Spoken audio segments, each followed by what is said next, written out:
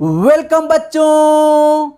आज हम लोग चैप्टर 1 का एनसीईआरटी के मिसलेनियस क्वेश्चन सॉल्व करेंगे सिंपल, स्मार्ट और इंटरेक्टिव तरीके से, वो भी डीप फीलिंग के साथ। क्योंकि जब हम कोई चीज़ फील करके पढ़ते हैं तो वो चीज़ हमें लंबे समय तक याद रहती है। So let's start. फील क्या करने वाले हैं आज हम? आज हम करेंगे मिसलेनियस का 1 से लेकर 8 तक के क्वेश्चंस को बहुत ही सिंपल और स्मार्ट तरीके से।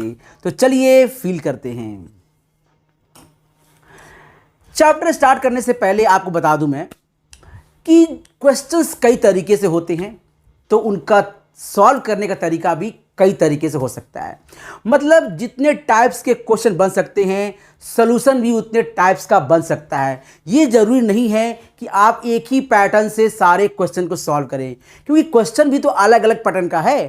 तो जब क्वेश्चन ही अलग अलग पैटर्न का है तो सॉल्व करने का तरीका भी अलग अलग पैटर्न का होना चाहिए। तो हम क्वेश्चन को सॉल्व करेंगे अलग अलग पैटर्न से। कभी हम प्रूव करेंगे एग्जाम्पल लेकर, तो कभी हम प्रूव करेंगे वेन डायग्राम लेकर। तो चलिए हम लोग स्टार्ट करते हैं क्वेश्चन नंबर 1 को। क्वेश्चन नंबर 1 कहता है कि यहां पर 4 सेट दिए हुए हैं, set A, set B, set C और सेट डी। पूछा यह गया है कि इनमें से कौन सा सेट एक दूसरे का सबसेट है। तो आपको यह करना पड़ेगा जज कि इसमें से कौन सा सेट एक दूसरे का सबसेट है। तो देखिए यहां पर 3 सेट बी सी डी तो क्लियर है, यहां पर कोई समस्या नहीं है। लेकिन जो ए सेट है ये अभी क्लियर नहीं है। अभी हमें ये नहीं पता है कि इसके अंदर कौन कौन से एलिमेंट हैं। तो पहले हम लोग वो एलिमेंट को फाइंड करेंगे। तो चलिए फाइंड करते हैं। तो हम लोग सॉल्व करेंगे सबसे पहले x square minus 8x plus 12 equal to 0। So ये हो जाएगा हमारे पास x square minus 6x minus 2x plus 12 equal to 0। अगर इसको सॉल्व करेंगे हम लोग तो क्या मिलेगा? x कॉमन लेंगे, x माइनस 6 माइनस 2 कॉमन लेंगे, x minus 6 equal to 0। So यहाँ से मिल जाएगा हमें x minus 2 and x minus 6 equal to 0। और ये आप जानते होंगे x इक्वल टू 2 एंड 6, ये आपने बचपन में पढ़ा होगा, क्लास 10th में पढ़ा होगा, क्लास 9th में पढ़ा होगा। यहाँ से हम लोग निकाल सकते हैं कि इस इक्वेशन का जो जीरोज होगा या रूट होगा वो 2 और 6 होगा। तो इसका मतलब ये है कि जो a हमारा दिया हुआ है वो a है हमारे पास 2 एंड 6। अब आप खुद ही जज कर लीजिए कि इनमें से कौन एक दूसरे का सबसेट है। तो देखिए पहले हम a से स्टार्ट करते हैं, ठीक है। सो स्टार्ट करते हैं हम लोग a से। देखिए a किसका सबसेट है? a किसका सबसेट है? 2 6 किस में आ रहा है? देखिए b में आ रहा है 2 6, बिल्कुल सही है। तो a जो है b का सबसेट है। क्या a और किसी का सबसेट है? c का है, क्योंकि c में भी 2 और 6 आ रहा है। सो a सबसेट ऑफ c। अगर आपको सबसेट समझ नहीं आ रहा है किसे कहते हैं, तो इसका मतलब है कि आपने पिछली क्लास नहीं पढ़ी है। तो सबसे पहले पिछली क्लास को पढ़िए, वहां पे आपको सेट क्या होता है ये फील होगा, और साथ में सेट के टाइप्स क्या क्या होते हैं, उनके ऑपरेशन क्या क्या होते हैं, वेन डायग्राम क्या होता है, सब कुछ आपको सेट के बारे में फील होने वाला है अगर आप पिछली क्लास को देखेंगे। तो सबसे पहले आप पिछली क्लास को देखिए, उसके बाद ये तो अपने आप समझ में आने वाला है। तो अब आप समझ गए होंगे कि a सबसेट ऑफ b है और a सबसेट ऑफ c है, लेकिन a d का सबसेट नहीं है। चलिए अब चेक करते हैं b को। b किसका किसका सबसेट है? सो 2 4 6 किस में है? 2 4 6 एलिमेंट किस सेट में है? हमें दिख रहा है सिर्फ c में, तो b सबसेट ऑफ c हो गया। अब चेक करते हैं c। देखिए c इतना बड़ा है, 2 4 6 8, ये इनफाइनाइट सेट है कि ये किसी के अंदर नहीं हो सकता। तो ये किसी के अंदर नहीं है, तो यहां पर c किसी का सबसेट नहीं है। अब d चेक कर लीजिए, d किसका किसका सबसेट है? तो आप देखोगे d जो है वो a में भी है, तो d a का सबसेट हो गया। d b में भी है, तो b का सबसेट हो गया। देखो d b में भी है, d c में भी है, तो c का भी सबसेट हो गया। मतलब ये जो 6 है वो a में भी है, यहां पे a में भी है, b में भी है और c में भी है। सो d subset of a, d subset of b, d subset of c, और c किसी का सबसेट नहीं है। तो क्वेश्चन यही पूछा गया था कि इनमें से कौन किसका सबसेट है। सो बहुत सारे सेट दिए थे यहां पर, 4 सेट, और उनमें से आपको जज करना था कि कौन किसका सबसेट है। तो ये क्वेश्चन आपको समझ में आ गया। चलिए अब आ गए हम लोग क्वेश्चन नंबर 2 पर, जिसके बहुत सारे पार्ट्स हैं। इसमें आपको 6 पार्ट्स दिए हैं और सारे पार्ट्स को आपको प्रूव करना है विथ एग्जाम्पल कि जो दिया गया है वो सही है या गलत है, ट्रू या फॉल्स। जैसा कि मैंने बताया आपको कि जो सेट होते हैं उनमें कई तरीके होते हैं, जैसे कि आप कह सकते हो उनमें प्रॉपर्टीज़ होती हैं, वेन डायग्राम होता है। सो हम किसी भी तरीके से इसको प्रूव कर सकते हैं। ऐसा फिक्स नहीं है कि हमें इसको प्रूव करने के लिए वेन डायग्राम बनाना पड़ेगा या एग्जाम्पल ही लेना पड़ेगा या कोई नंबर लेके सॉल्व करना पड़ेगा। हम कैसे भी सॉल्व कर सकते हैं, प्रूव कर सकते हैं। तो चलिए हम प्रूव करते हैं क्वेश्चन नंबर पहले 1 को। सो देखिए यहाँ पर क्या दिया हुआ है। क्वेश्चन नंबर पहले 1 सॉल्व करेंगे। फन तो 1 कह रहा है कि x belong to A belong to B, then तो क्या x बिलोंग टू B भी होगा? अगर ये है तो क्या ये होगा या नहीं होगा? इसने बोला है कि ये होगा। अब आपको ये प्रूव करना है कि स्टेटमेंट ट्रू है या फॉल्स है। चलिए चेक कर लेते हैं। सो पहले मान लेते हैं कि A में हमारे पास एक एलिमेंट 2 है, ऐसा हमने लेट कर लिया। चलिए एग्जाम्पल ले लिया और चेक कर लेते हैं कि सही है गलत है। तो ए में मान लिया एक एलिमेंट 2 है, ठीक है। अब ये पूरा जो सेट है ये बी का एलिमेंट है, मतलब बी का सबसेट नहीं है, बी का एलिमेंट है। तो आप लिख सकते हो बी को, ये पूरा का पूरा आपको 2 लिखना पड़ेगा एज अ एलिमेंट, और उसके बाद आप चाहे 3 लिख दो, 4 लिख दो, एज विश, जो भी चाहे आप लिख सकते हो, ठीक है। ध्यान समझिए, ये जो बी है ये सबसेट नहीं है, ये एलिमेंट है। तो एलिमेंट का मतलब पूरा पूरा जो सेट है वो एज अ एलिमेंट इस सेट में यूज होगा। तो ये पूरा पूरा सेट यहां पे यूज हो गया। अब आप चेक करो कि पहला स्टेटमेंट x a में है तो 2 जो है वो a में है, ये सही है, इसने बोला गया वो सही कंडीशन है। a बिलोंग्स टू b, बिल्कुल सही बात है, जो a है यानी कि 2 है वो b में बिलोंग करता है, बिल्कुल सही बात है।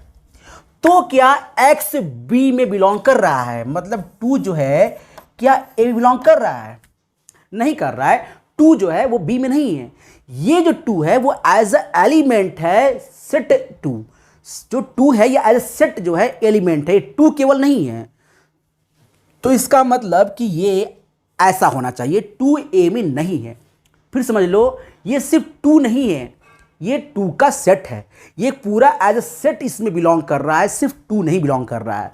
सो मैंने कहा 2a में नहीं है। लेकिन ये क्या दिया हुआ है कि x b में होगा, इसका मतलब ये फॉल्स हो गया। तो मैंने यहां लिख दिया फॉल्स, तो पहला वाला हो गया फॉल्स, ठीक है। चलिए हम दूसरा लगाएंगे, दूसरा भी सॉल्व करेंगे। सो पहला मैंने लिखा था यहां पर फॉल्स, सो पहला हो गया था फॉल्स। अब चेक करेंगे दूसरा वाला, A subset of B and B belong to C, A belong to C। मतलब जस्ट लाइक पहला वाला ही क्वेश्चन है। आपको इसको फिर से एग्जांपल ले लेते हैं। बोला गया A सबसेट ऑफ B, तो आप A को ले लो, पहले फिर से 2 ले लो, और कहा जा रहा है कि A सबसेट ऑफ B, बिल्कुल सही बात है, तो आपको B लेना पड़ेगा कुछ। सो आप B ले लीजिए 1 2 3। अब देखिए यहां पर क्या A B का सबसेट है? हाँ बिल्कुल है, क्योंकि 2 एज अ 3 में है। अब ये कह रहा है कि B belong to C, B belong, फिर से नॉट सबसेट, बिलोंग। तो आप C को जो लोगे वो पूरा का पूरा 1 2 3 ले लोगे इस तरह से, क्योंकि आपने कहा गया है कि जो B है वो C में बिलोंग करता है। तो एज अ पूरा सेट उठा के ले लो, और उसके बाद आपकी मर्जी, तो आप कुछ भी ले लो, 4 ले लो, 5 ले लो, एज अ विश। तो ये ले लिया मैंने।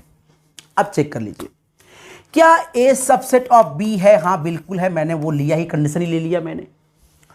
क्या B बिलोंग टू C है? हाँ B बिलोंग टू C लिया है मैंने, पूरा पूरा सेट एज अ एलिमेंट हमने यूज कर लिया है यहां पर।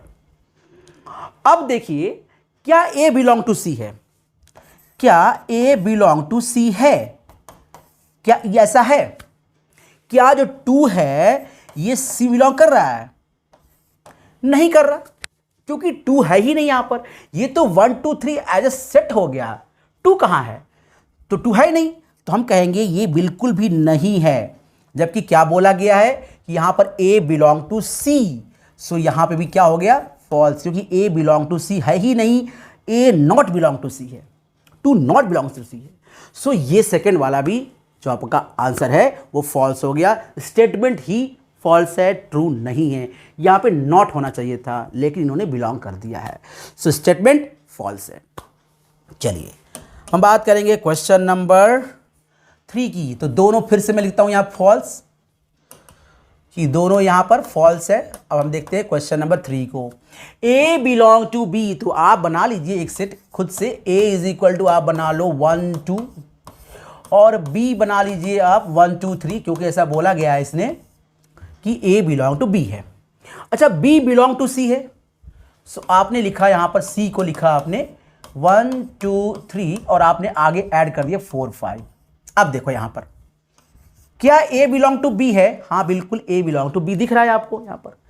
क्या बी बिलोंग टू सी है? हाँ बिल्कुल भी बी बिलोंग टू सी हमें दिख रहा है। तो आप देख सकते हैं ऑटोमेटिक ए बिलोंग टू सी अपने आप हो जाने वाला है, क्योंकि जब ए बिलोंग टू बी होगा और बी बिलोंग टू सी होगा तो ऑटोमेटिक ए बिलोंग टू सी हो जाएगा। अब इसको फील करते हैं हम लोग वेन डायग्राम से, ताकि आपको एग्जैक्टली फील होगा कि ये एक्चुअली में हो क्या रहा है। ठीक है, सो लेट्स फील दैट। देखिए ये है हमारा एक यूनिवर्सल सेट और इसमें हम लोग ले लेते हैं कुछ ऐसा। देखो ये ए हो गया, क्या बोला गया है? ए सबसेट ऑफ बी, तो इसके ऊपर एक सेट होगा। देखो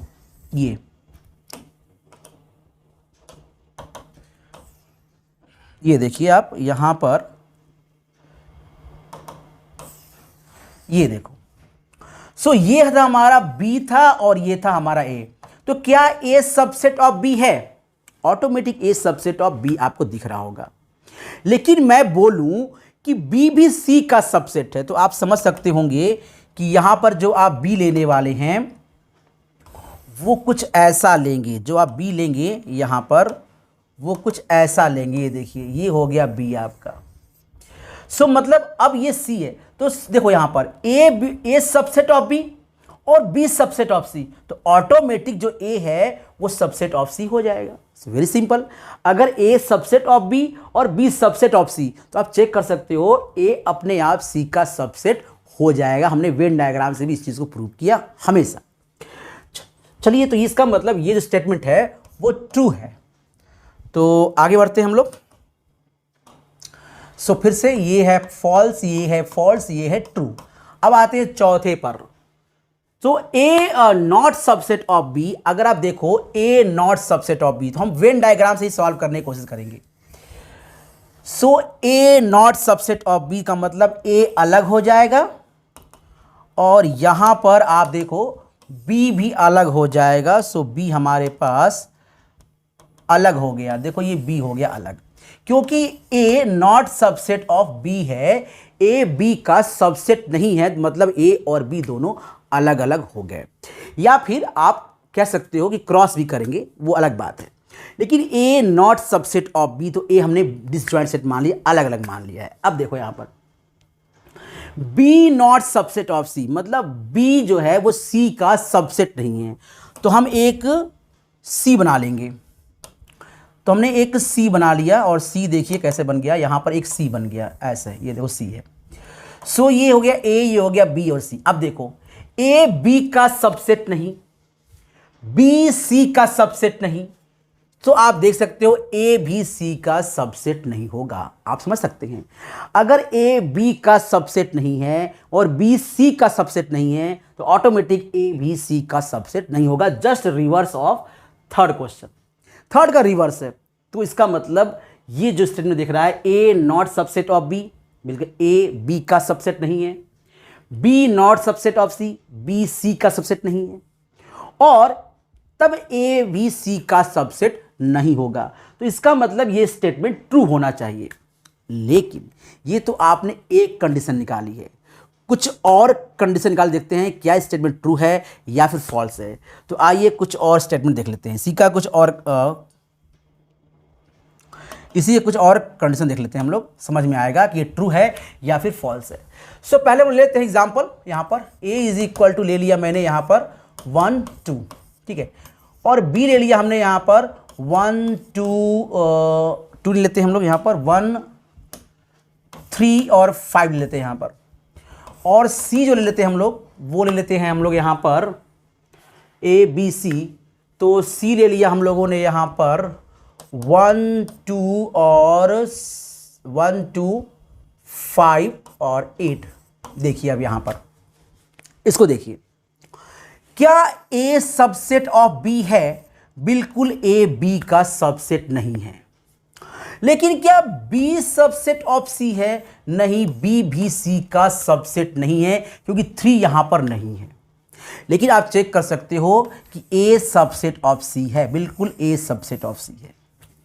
तो एक केस कह रहा था कि ये ट्रू है, लेकिन एक केस कह रहा है कि ये फॉल्स है। मतलब यहां पर ए सी का सबसेट हो सकता है। इसका मतलब जो स्टेटमेंट बोल रहा है ये स्टेटमेंट आपका गलत है। ए सी का सबसेट हो सकता है। स्टेटमेंट देखिए तभी ट्रू माना जाता है जब वो हमेशा ट्रू हो। जैसे आप कहते हो कि सन बाबा जो हमारे हैं वो ईस्ट से निकलते हैं, पूर्व दिशा से निकलते हैं, तो ये हमेशा ट्रू है। चाहे वो 10 साल पहले देखो या 10 साल के बाद देखो, ठंडी गर्मी बरसात सुख दुख गम जो भी मौसम हो, जैसा भी मौसम हो, सन को निकलना है तो ईस्ट से ही निकलेगा। भले ही बादलों में ढक जाएगा, सन दिखाई नहीं देगा, लेकिन जब भी निकलना है सन को वो आपको ईस्ट से ही निकलेगा। तो इससे यूनिवर्सल ट्रूथ। तो कोई भी स्टेटमेंट तभी ट्रूथ होता है जब वो हमेशा ट्रूथ हो। लेकिन आपने देखा कि उस केस में तो ये फॉल्स और ट्रू बता रहा था, लेकिन यहां पे ये फॉल्स हो गया। तो स्टेटमेंट ट्रू कब होगा? जब हमेशा ट्रू होगा। तो आपको ऐसा एग्जांपल लेना है जो इसको कॉन्ट्राडिक्ट करे। बिल्कुल इसे कॉन्ट्राडिक्ट कर रहा है। सो आप देख सकते हो ये स्टेटमेंट क्या है, फॉल्स है, क्योंकि ए सी का सबसेट यहां पर है। सो इस स्टेटमेंट इज फॉल्स। ठीक है, तो हम लोग ने क्या देखा? हम लोगों ने देखा यहाँ पर कि जो हमारा स्टेटमेंट पहला था वो फॉल्स था, दूसरा भी फॉल्स था, तीसरा ट्रू था, चौथा भी फॉल्स था। हम बात करेंगे पांचवें की। एक्स बिलोंग टू ए। ठीक है, सो एक्स ए बिलोंग करता है, तो मैंने मान लिया कि जो 2 है वो ए में है, तो ए इज इक्वल टू 2 हमने मान लिया। ठीक है, सो 2 देखिए ए में बिलोंग कर रहा है। अब कह रहा है कि ए नॉट सबसेट ऑफ बी, जो ए है बी का सबसेट नहीं है, तो मैंने बी को एज्यूम कर लिया है 1 3 5। देखिए अब आप साफ देख रहे हो ए बी का सबसेट नहीं है। मैंने क्या बोला था अभी आपको कि ए जो एक्स है वो बिलोंग करता है ए में, मतलब 2 बिलोंग कर रहा है ए में। अब ए नॉट सबसेट ऑफ बी यहां पर क्लियर दिख रहा है आपको। चेक करो क्या एक्स बी में भी होगा, तो जरा चेक कर लेते हैं। 2 बिलोंग टू ए, बिल्कुल सही बात है। A not subset of B, ये भी बिल्कुल सही बात है।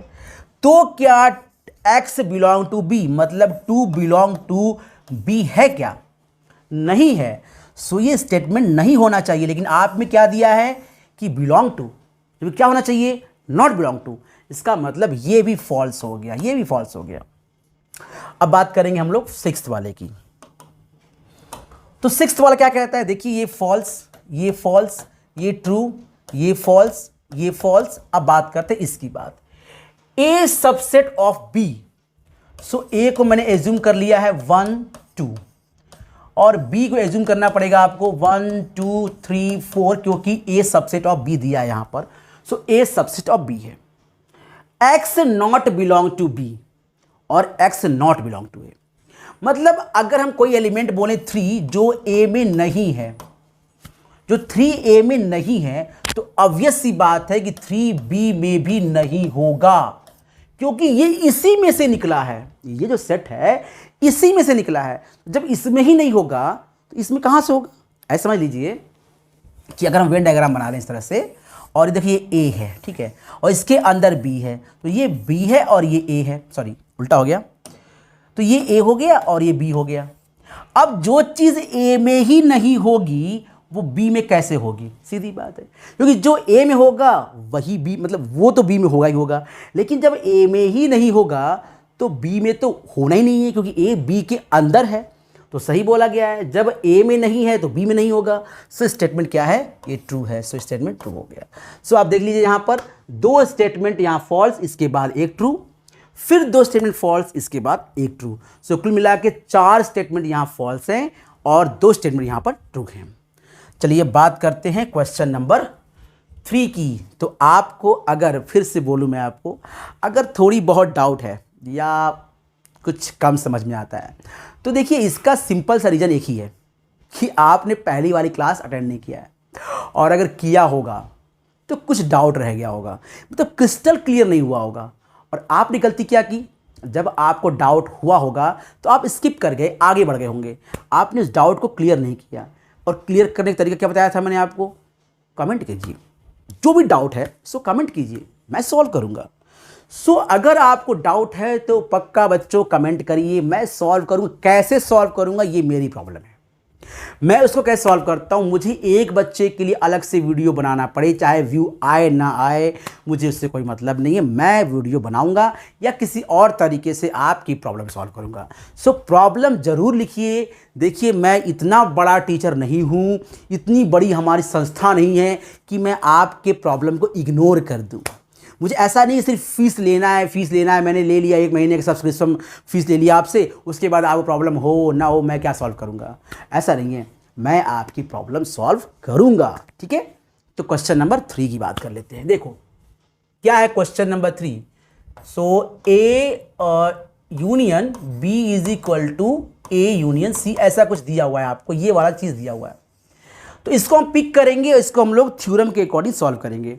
सो हम क्या करने वाले हैं यहाँ पर, हम करने वाले हैं यहाँ पर इंटरसेक्शन लगाने वाले हैं दोनों साइड में बी का। सो हमने दोनों साइड में बी का इंटरसेक्शन लगाया। अब देखो ए को बी से यूनियन करके जब हम इंटरसेक्शन करते हैं तो आंसर हमारा बी आता है। ये थ्योरम आपने पढ़ा होगा, अगर नहीं पढ़ा है तो पिछली क्लास में जाकर देखिए, आपको समझ में आएगा। सो ये फॉर्मूला होता है हमारा, या फिर आप कह सकते हो प्रॉपर्टी होती है, A union B intersection B is equal to B. तो ये हमने यहाँ पर अप्लाई किया है, तो यहाँ पे बी आ गया।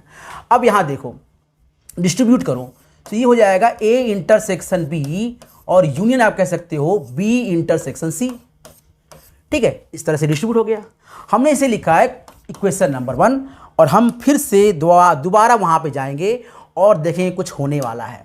दोबारा हम फिर से इसको लेंगे, A union B is equal to A union C, और अब की हम यहां लगाएंगे इंटरसेक्शन सी, जो वहां पर हमने लगाया था इंटरसेक्शन बी लगाया था, अब यहां लगाएंगे इंटरसेक्शन सी और फिर से इसे करेंगे डिस्ट्रीब्यूट। अब यहां देखिए सेम फॉर्मूला इस्तेमाल करेंगे, तो यहां पे क्या हो जाएगा, सी हो जाएगा, और इसको डिस्ट्रीब्यूट करेंगे तो ये हो जाएगा ए इंटरसेक्शन सी और यूनियन बी इंटरसेक्शन सी, ठीक है। अब जरा इन दोनों क्वेश्चन को या दोनों इक्वेशन को ध्यान से देखिए, इसमें कुछ आपको इक्वलिटी समझ में आ रही है। आप देखो इधर देखो, यहां पे जो हमारे पास बी इंटरसेक्शन सी है, सो यहां भी बी इंटरसेक्शन सी है। क्या फर्क है, ए इंटरसेक्शन बी है और यहां पे ए इंटरसेक्शन सी है, लेकिन यहीं पर आपको दिया हुआ है A intersection B is equal to A intersection सी।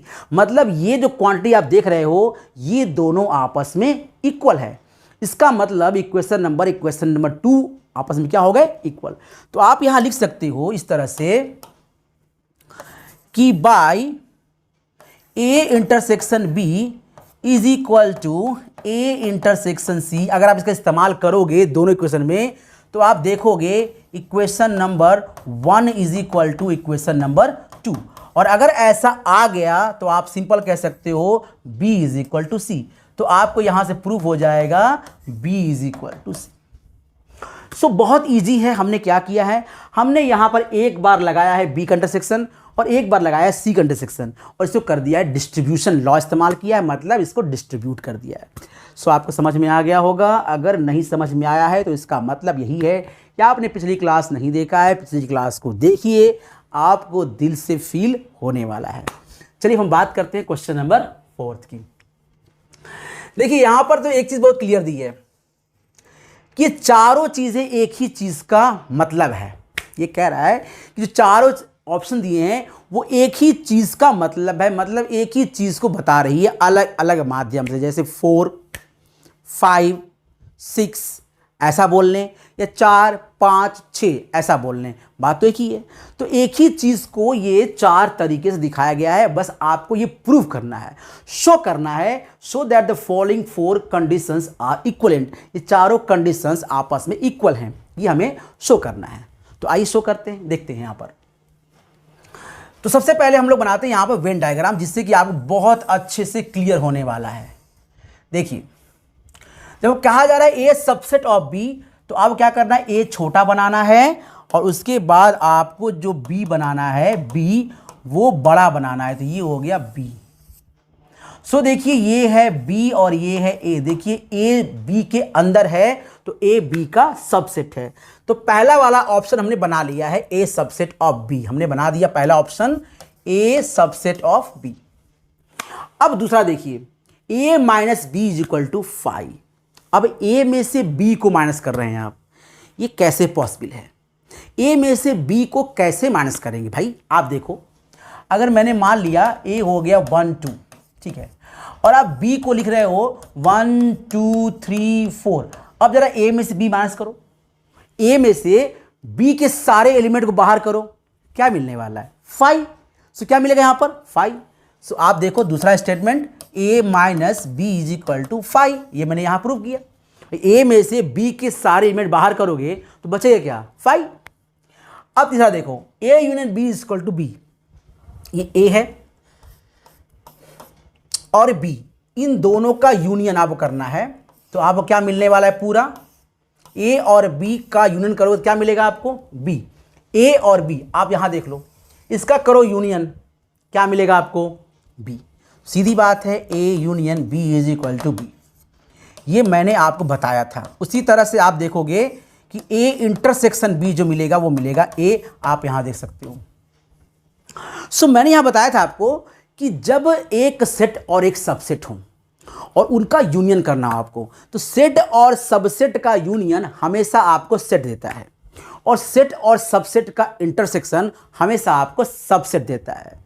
छोटा और बड़े का अगर आप यूनियन करने वाले हैं तो बड़ा ही देगा, और छोटा और बड़े का करेंगे इंटरसेक्शन तो हमेशा छोटा देगा। हाँ, वो सेट और सबसेट होना चाहिए। ये बात मैंने पिछली क्लास में 50 बार बोली है। मतलब 50 बार का मतलब 40 बार, 30 बार, मतलब कई बार बोली है। अब ऐसा नहीं गिन के बता दो कि सर आपने सिर्फ 8 बार बोला था और आप कहते हैं 50 बार बोला था।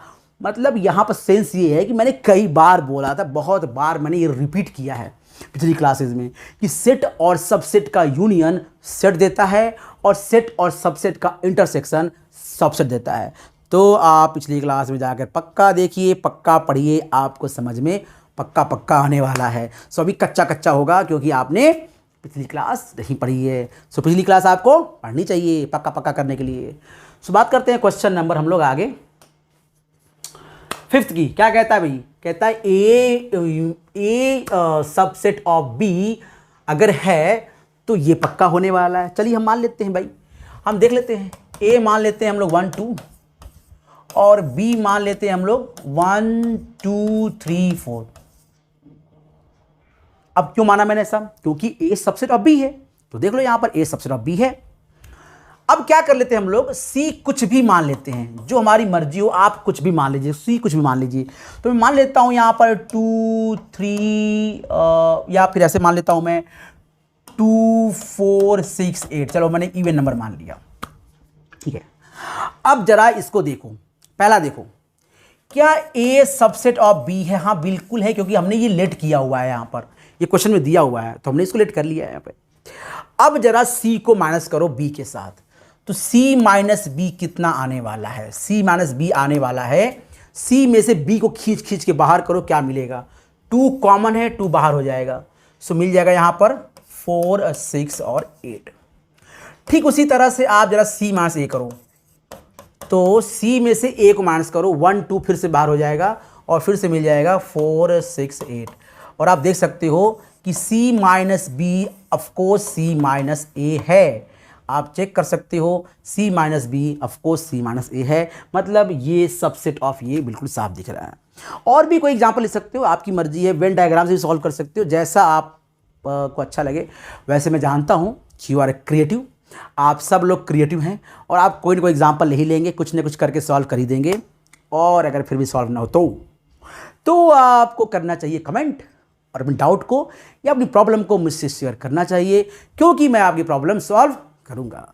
चलिए अब आगे बात करते हैं 6th में। Assume that power set of A is equal to power set of B, तो A is equal to B. Power set क्या होता है? पावर सेट होता है कि अगर हमारे पास, मैं आपको समझा दूं, ठीक है, प्लीज समझाता हूं, आप लोग देखिए। अगर a इज इक्वल टू मान लीजिए 1 और 2 है, ठीक है, तो बताइए इसका सबसेट क्या होगा? तो आप कहोगे इसका सबसेट हो जाएगा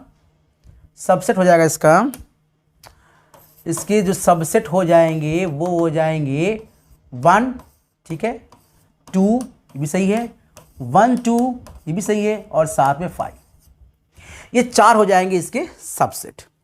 इन्हीं का सेट होता है पावर सेट। सबसेट का set is equal to power set. तो पावर सेट ऑफ अगर ए लिखेंगे आप तो ये हो जाएगा यहां पर 1, ठीक है, 2 1 2 और 5।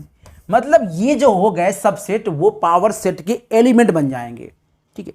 तो यहां पर यही बोला गया power set of A is equal to power set of B. तो चलिए हम पावर सेट में कुछ मान लेते हैं। तो यहां मान लेते हैं कि यहां पर हमारे पास है, एक तो 5 होगा, ठीक है, एक मान लेते हैं हम लोग 1 मान लेते हैं यहां पर, और यही मान लेते हैं यहां पर, मान लेते हैं हम लोग 2 मान लेते हैं, और यहां मान लेते हैं 1 2, ठीक है। सो हमने यहां 1 2 मान लिया है, ये पी ए हो गया, ठीक है। अब पी बी, अब आप चाहते हो पी बी, तो मैंने इसको क्या कर लिया, यहां पर एक तो 5 तो होगा ही होगा, सीधी बात है। और अगर आप यहां पर लिखते हैं x लिख लेते हैं, यहां पर आप लिख लेते हैं y लिख लेते हैं, और यहां पर आप z लिख लेते हैं, तो आप समझ सकते हो कि ये तभी इक्वल हो सकता है, जब x इक्वल टू, ये तभी इक्वल हो सकता है जब x इक्वल टू आपका 1 हो जाए, y इज इक्वल टू 2 हो जाए, और z इज इक्वल टू 1 2 हो जाए। ये तभी इक्वल हो सकते हैं, मतलब ये तभी इक्वल हो सकते हैं जब सारे एलिमेंट सेम हो। क्योंकि सेट, अगर 2 सेट इक्वल होंगे तो तभी होंगे ना जब सारे एलिमेंट इक्वल होंगे। तो इसके सारे एलिमेंट इक्वल होने चाहिए, और अगर एलिमेंट इक्वल हो गए, अगर आप फिर से इसी को दोबारा लिख दोगे आप, तो सिंपल बात है कि आपका ए और बी दोनों क्या हो जाएंगे, बिल्कुल सेम हो जाने वाले हैं। आप फील करो, अगर यही चीज़ यहाँ लिख देते उठाकर, ठीक है, अगर हम यही चीज़ को यहाँ लिख देते, मैं लिख देता हूँ यहाँ पर, देखिए ऐसे। अब देखिए मैं लिखता हूँ यहाँ पर, इसको गायब करता हूँ यहाँ पर, इसको गायब करता हूँ यहाँ पर, इसको यहाँ गायब करता हूँ मैं यहाँ पर, और यहाँ लिखता हूँ मैं 1, यहाँ लिखता हूँ मैं 2, लिखता हूँ 1 2, और ये है B set, P power set of B, ये पावर सेट ऑफ ए है। अब ऐसे केस में आप ये कह सकते हो ना कि ये सेम हो जाएगा, यानी 1 2 3 हो जाएगा यहाँ पे भी, और यहाँ पे भी हो जाएगा 1 2 3।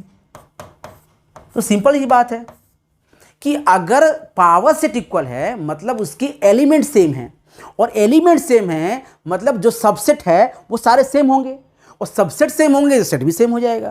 तो सिंपल बात है, अगर पावर सेट इक्वल है तो उसका सेट भी इक्वल होगा। चलिए अब आगे बढ़ते हैं हम लोग, क्वेश्चन नंबर 7 में आ गए हैं। इज इट ट्रू, क्या ये सही है?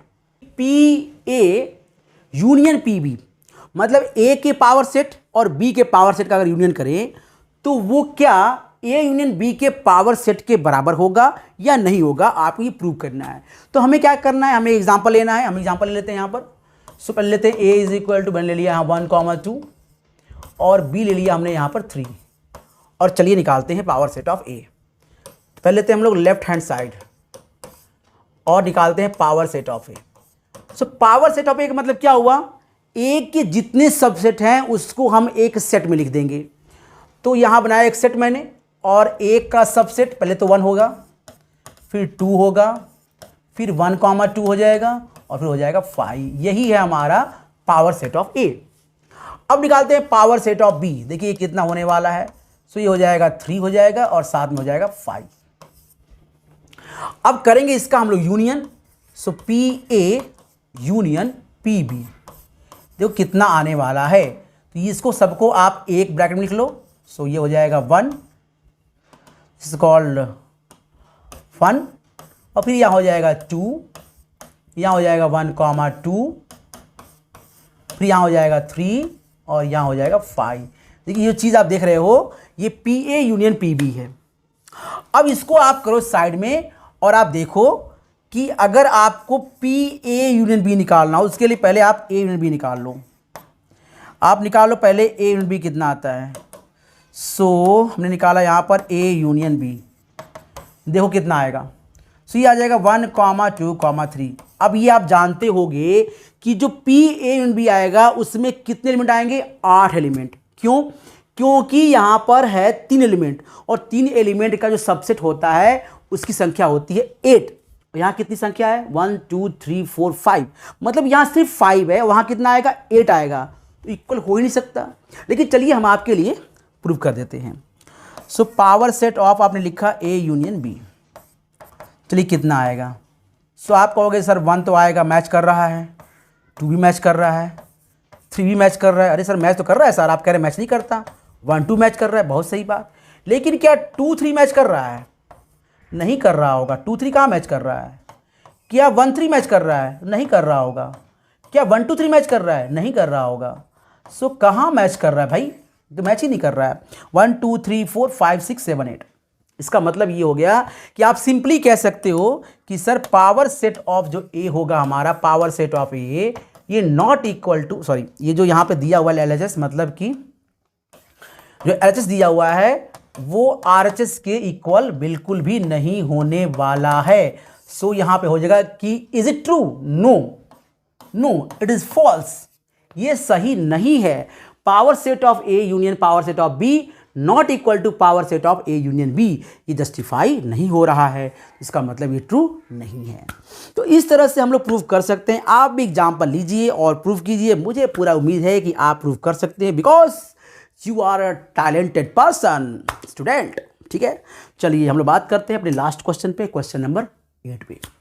क्या कहता है क्वेश्चन नंबर 8? कह रहा है कि A is equal to A intersection B union A minus B and A union B minus A is equal to A union B। आपको ये शो करना है, शो करना है ऐसा। चलिए हम A मान लेते हैं। A मान लिया मैंने 1, 2, 3, और B हमने मान लिया है यहाँ पर कुछ भी मान लीजिए।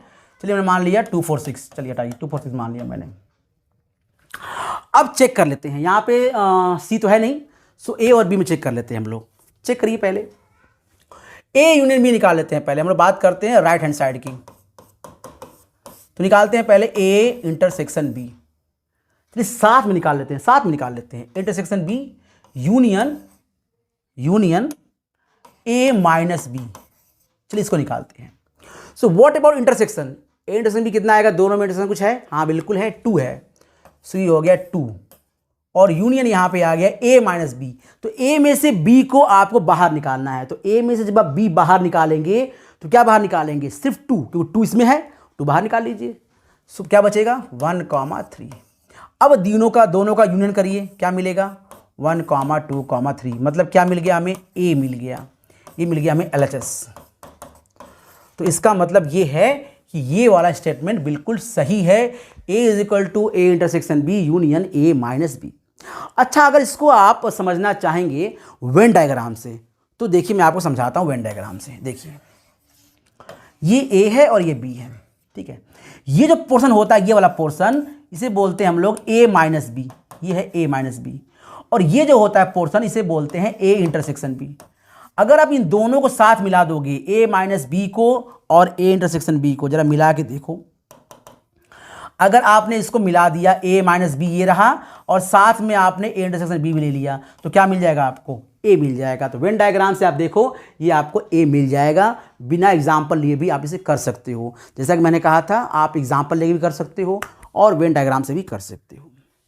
ठीक उसी तरह से आपको लेना है A union B minus A, ठीक है। सो इसको भी ले लेते हैं हम लोग,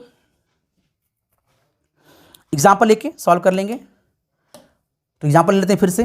देखिए A इज इक्वल टू ले लिया मैंने फिर से 1, 2, 3 ले लिया, और B मैंने ले लिया था यहाँ पर 2, 4, 6। अब निकालते हैं जरा सा, मैं यहाँ से निकालता हूँ A union B minus A कितना आने वाला है।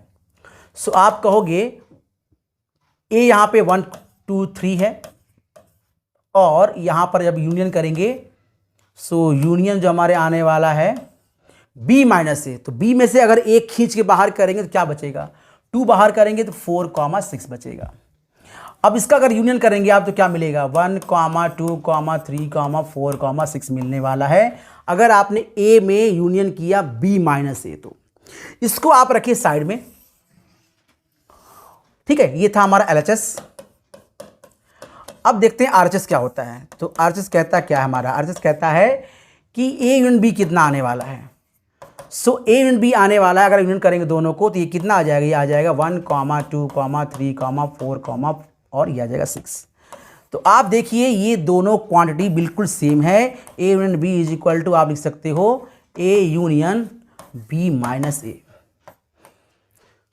तो आप एग्जाम्पल से भी इसको सॉल्व कर सकते हो, वेन डायग्राम से भी सॉल्व कर सकते हो, और मुझे पूरा यकीन है कि you are a talented person यानी स्टूडेंट, तो आप कैसे भी इसको सॉल्व कर सकते हो। लेकिन फिर भी अगर कोई डाउट हो तो बेहिचक आप कमेंट कीजिए। मैं बार बार कह रहा हूँ, आपके हर कमेंट का जवाब दूंगा, आपके हर टेंशन्स का सॉल्यूशन लेके आऊँगा, आपके हर एक प्रॉब्लम को सॉल्व करूँगा। बस आपको देना है जवाब। यानी कमेंट करिए। अगर आपको अच्छा लगा हो तो थोड़ी तारीफ़ कर दीजिए। वैसे मुझे तारीफ़ पसंद नहीं है, लेकिन आप करेंगे तो दूसरों को अच्छा लगेगा कि हाँ भाई इस बच्चे को समझ में आया है। सो बाकी एज यू विश, हम लोग बात करेंगे नेक्स्ट क्लास की, और नेक्स्ट क्लास में हम लोग पढ़ेंगे क्वेश्चन नंबर 9 से लेकर फिनिश करेंगे जितने भी क्वेश्चन उसके अंदर होंगे। और आज की क्लास में इतना ही।